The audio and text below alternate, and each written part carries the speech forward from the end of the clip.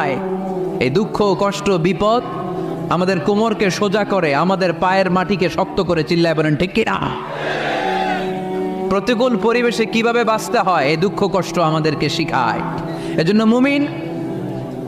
মুমিন বান্দার বৈশিষ্ট্য হচ্ছে দুঃখ কষ্ট বেদনা জ্বালা এগুলোতে সে আপসেট হয় না, সে হাল ছেড়ে দেয় না, সে ভরসা রাখে একজনের উপর। চিল্লায় বলতে হবে তিনি কে?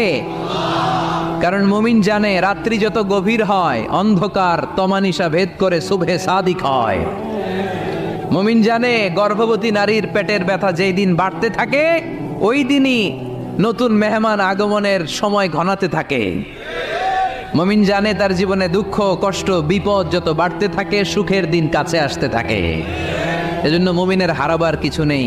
ইন্না মাআল উসরি ইউসরা, ইন্না মাআল উসরি ইউসরা। নবী হে, কষ্টের পরেই আছে আনন্দ।